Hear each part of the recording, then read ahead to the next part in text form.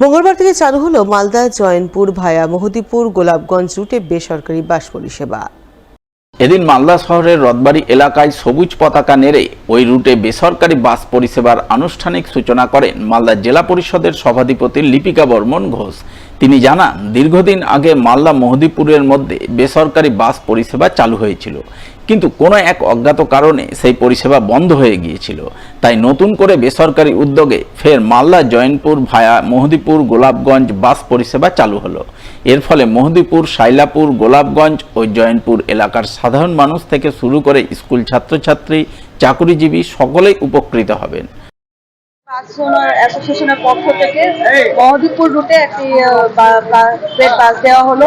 অনেকদিন দীর্ঘদিন আগে ছিল, কিন্তু সেটা কারণবশত বন্ধ হয়ে যায়, সেটা আবার পুনরায় চালু করা হলো। এই বাসটি মহদীপুর, শাইলাপুর, গোলাপগঞ্জ এবং চরিয়ন্তপুর দিনে তিনবার যাতায়াত করবেন। আশা করি মধুপুর এলাকা থেকে শুরু করে সেই রুটে যে এলাকাবাসীরা রয়েছেন তাদের অনেকভাবে উপকৃত হবেন, কারণ তাদের মালদায় যাতায়াত বলুন বা গোলাপগঞ্জে যাতায়াতের জন্য বিভিন্ন সময় স্কুল হোক বা পড়াশোনার ক্ষেত্রে হোক বা চাকরিজীবীদের ক্ষেত্রে খুব সুবিধা হবে আশা করি। মালদা বাস অ্যান্ড মিনিবাস ওনার্স অ্যাসোসিয়েশনের সম্পাদক অভিজিৎ রায় জানান, প্রতিদিন 3 বার করে এই বাস মহদীপুর, গোলাপগঞ্জ হয়ে জয়নপুরে যাতায়াত করবে।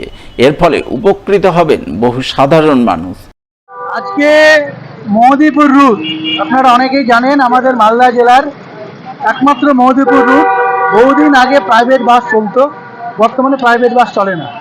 যেখানে ইন্টারন্যাশনাল একটা জোন, এক্সপোর্ট জোন, দুই দেশের মধ্যে বাণিজ্য হয় এবং একসময় বাংলার রাজধানী গৌড় বিখ্যাত পর্যটন কেন্দ্র, সেই রুটে প্রাইভেট বাস এখন চলতো না। চেম্বার অফ কমার্সকে ধন্যবাদ না জানালে হয় না।